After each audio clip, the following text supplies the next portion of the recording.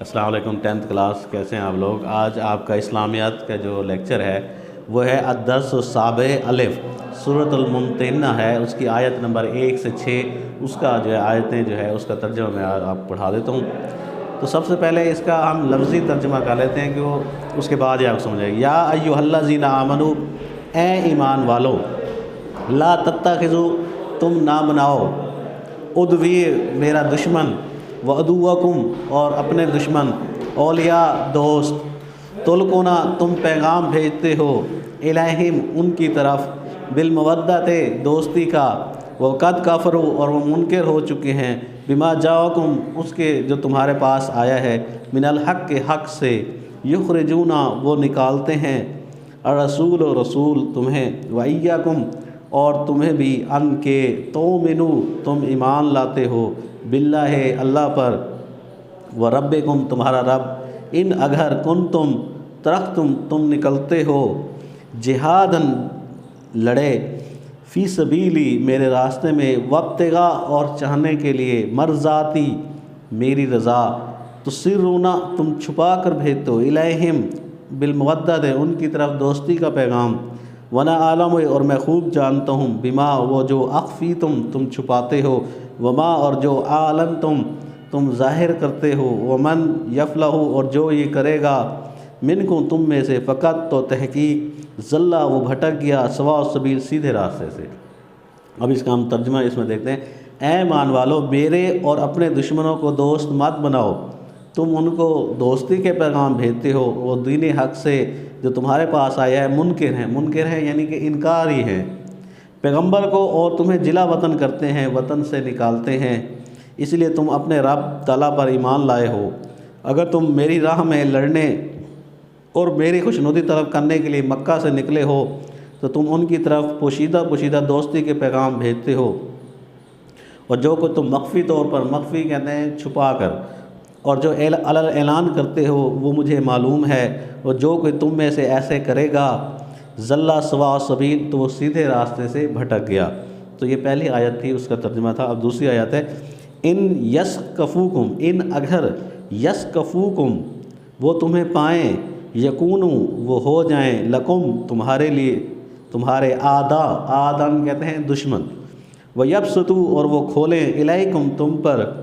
ایدیہم اپنے ہاتھ، وسنتم اور اپنی زبانیں، بالسوء برائی کے ساتھ، وودوا اور وہ چاہتے ہیں، لو تکفرون کاش تم کافر ہو جاؤ، اور اگر یہ کافر تم پر قدرت پا لیں تو تمہارے دشمن ہو جائیں، اور ایذا کے لیے جو ہے تکلیف پہنچانے کے لیے تم پر ہاتھ بھی چلائیں اور زبانیں بھی، اور چاہتے ہیں کہ تم کسی طرح کافر ہو جاؤ، لن تنفعکم تمہیں ہرگز نفع نہ دیں گے، ارحامکم تمہارے رشتہ دار، ولا اولادکم اور تمہاری اولاد، یوم القیامت قیامت کے دن، یفصل وہ فیصلہ کر دے گا، بینکم تمہارے درمیان، واللہ اللہ، بما تعملون بصیر جو تم کرتے ہو دیکھتا ہے۔ اور قیامت کے دن نہ تمہارے رشتے ناتے کام آئیں گے نہ اولاد، اس روز وہی تم میں فیصلہ کرے گا، اور جو تم کرتے ہو اللہ اس کو دیکھتا ہے۔ قد کانت لکم اسوہ حسنہ بے شک جو ہے لکم تمہارے لیے اسوہ حسنہ بہترین نمونہ ہے، فی ابراہیم میں، والذین اور جو ماہ اس کے ساتھ، اس جب قالوا انہوں نے کہا، لقوم میں اپنی قوم کو، انا بے شک ہم نے، براء لا تعلق ہے، منکم تم سے، وما تعبدون اور ان سے جن کی تم بندگی کرتے ہو، من دون اللہ اللہ کے سوا، کفرنا ہم منکر ہیں، بکم تمہارے، وبدا اور زہر ہوگی، بیننا ہمارے درمیان، وبینکم اور تمہارے درمیان، العداوت عداوت دشمنی، والبغض بغض، آبداً ہمیشہ کے لیے، حتیٰ یہاں تک کہ تؤمنوا تم ایمان لے آؤ، باللہ اللہ پر، وحدہ اکیلا، اللہ مگر، قولا کہنا، ابراہیم علیہ ابی ہے اپنے باپ سے، لاستغفرن البتہ میں ضرور مغفرت مانگوں گا،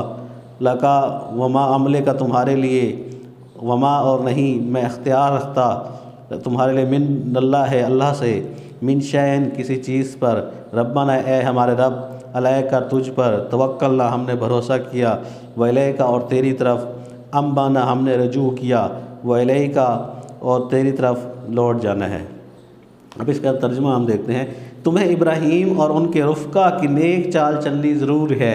جب انہوں نے اپنی قوم کے لوگوں سے کہا کہ ہم تم سے اور ان بتوں سے جن کو تم اللہ کے سوا پوجتے ہو بے تعلق ہیں اور تمہارے معبودوں کے قائل نہیں ہو سکتے جب تک کہ تم ایک اللہ پر ایمان نہ لاؤ، ہم میں اور تم میں ہمیشہ کلم عداوت و دشمنی رہے گی۔ ہاں، ابراہیم نے اپنے باپ سے یہ کہا کہ میں آپ کے لیے مغفرت مانگوں گا اور میں اللہ کے سامنے آپ کے بارے میں کسی چیز کا کچھ اختیار نہیں رکھتا۔ اے ہمارے رب، تجھ پر ہی ہمارا بھروسہ ہے اور ہم تیری طرف رجوع کرتے ہیں اور تیرے ہی حضور ہم نے لوٹ کر جانا ہے۔ ربنا لا تجعلنا فتنۃ، ربنا اے ہمارے رب، لا تجعلنا ہمیں نہ بنا فتنۃ آزمائش یا تختہ مشق، للذین ان کے لیے جنہوں نے کفر کیا، کافر ہو گئے، واغفر لنا ہمیں بخش دے۔ اے ہمارے رب، ہم کو کافروں کے ہاتھ سے عذاب نہ دلانا اور اے ہمارے رب ہمیں معاف فرما۔ ربنا اے ہمارے رب، انکا انت العزیز، بے شک تو غالب حکمت والا ہے۔ لقد کان لکم فیہم، تم مسلمانوں کو جو کوئی اللہ کے سامنے جانے اور آخرت کی امید رکھتا ہو اسوہ حسنہ، تو اسے ان لوگوں کی نیک چال چلنی ضرور ہے۔ لمن کانوا یرجو اللہ الہم یوم الآخرۃ، تو اسے ان لوگوں کی نیک چال چلنی ضرور ہے، اور جو روح گردانی کرے، ومن یتولا، اور جو روح گردانی کرے، فإنہ، تو بے شک اللہ جو ہے هو الغنی الحمید، اور جو کہ روح گردانی کرے تو اللہ بھی بے پرواہ اور سزاوار حمد و ثنا ہے۔ تو یہ آیت اس کا ترجمہ تھا۔ اب اس کے الفاظ کے معنی ہیں، تلقونا، تم ڈالتے ہو، براؤن بیزار، ان یسکفوکم، اگر وہ تم پر قابو پا لیں، تسرونا، تم چھپاتے ہو۔